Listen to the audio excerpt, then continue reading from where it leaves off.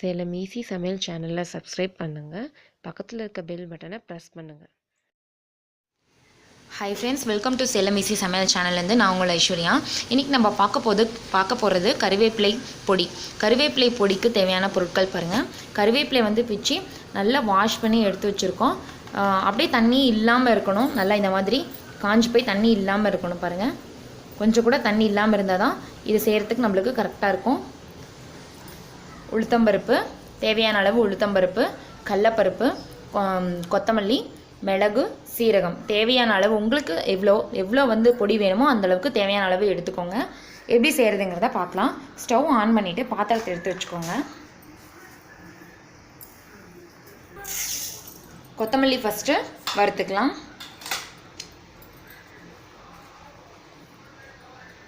கொத்தமல்லி, சீரகம் போட்டு நல்லா வறுத்து எடுத்துக்க வேணும். தேவையான அளவு மிளகு போட்டு நல்லா வறுத்துக்கலாம்.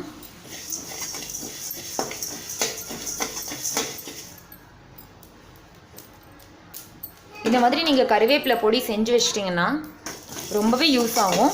இட்லி, தோசை இந்த மாதிரி செய்யும்போது இந்த கருவேப்பிலை பொடி கூட போட்டுட்டு நல்லெண்ணெய் ஊற்றி சாப்பிட்லாம். ரொம்ப டேஸ்ட்டாக இருக்கும். இல்லை வேணான்னு சொல்லிட்டா சாதத்தில் கூட நம்ம சாதத்தை வடித்து வச்சுட்டு இந்த கருவேப்பிலையை தாளித்து அதில் கொட்டி சாதமாக கூட சாப்பிட்லாம். ரொம்ப நல்லதுங்க கருவேப்பிலை பொடி.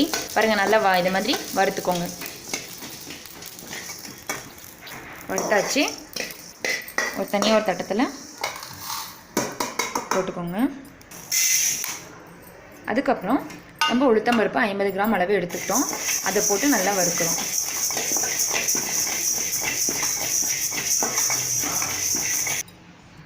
கடலைப்பருப்பையும் போட்டுக்கோங்க.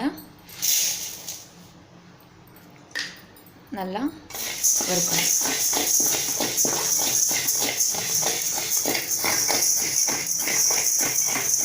ஃப்ரெண்ட்ஸ், இந்த கருவேப்பிலையில் இரும்பு சத்து அவ்வளோ இருக்குங்க.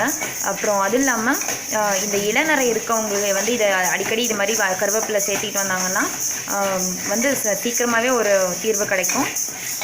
ரத்த சோகை இருக்கவங்க இதை அதிகமாக சேர்த்திட்டு வந்தீங்கன்னா ரொம்பவே வந்து ரத்தம் வந்து இன்க்ரீஸ் ஆகுங்க.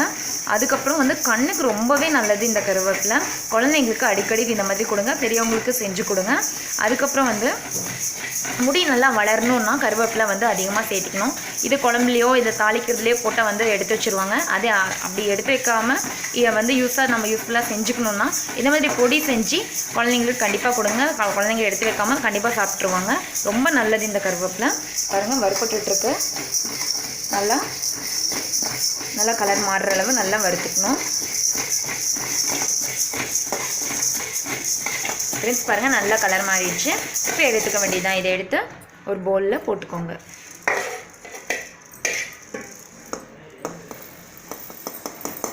இப்போ வந்து நம்ம கருவேப்பிலை எடுத்து போட்டுக்கலாம். அதை வறுத்து எடுக்கலாம். தண்ணி இல்லாமல் பாருங்கள், நீட்டாக இருக்குது. தண்ணி கொஞ்சம் கூட இருக்கக்கூடாதுங்க கருவேப்பிலையில். அதுவும் இல்லாமல் இதை அரைக்கும் போகும்போதும் சரி, மிக்சிலையும் தண்ணி இல்லாமல் பார்த்துக்கோங்க. ரொம்ப நாள் நம்ம யூஸ் பண்ணிக்கணும். ஒரு 3 மந்த்து 6 மந்த்து யூஸ் பண்ணிக்கணுன்னா நீங்கள் தண்ணி கொஞ்சம் கூட படாமல் பார்த்துக்கணும்.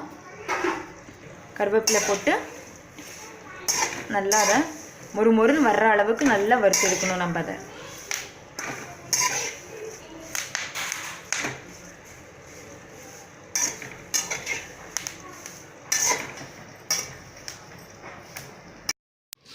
ஃப்ரெண்ட்ஸ், பாருங்கள், இந்தளவு ஆனதுக்கப்புறம் கருவேப்பிலையை எடுத்துக்கோங்க.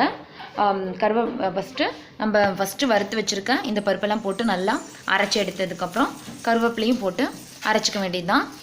அரைக்கும் போகும்போது உப்பையும் மிளகாய்த்தூள் போட்டு அரைச்சிக்கோங்க. வேணுங்கும் போது இதை யூஸ் பண்ணிக்கோங்க. நல்லா ஒரு தண்ணி படாத ஒரு கப்பில் ஒரு டப்பாவில் போட்டு நீங்கள் சேவ் பண்ணி வச்சுக்கோங்க. கண்டிப்பாக இது ட்ரை பண்ணி பாருங்கள். இட்லி, தோசைக்கெலாம் இது ரொம்பவே டேஸ்ட்டாக இருக்கும். சாப்பாட்டுக்கும் இதான் நல்லாயிருக்கும். ட்ரை பண்ணி பாருங்கள். தேங்க்யூ.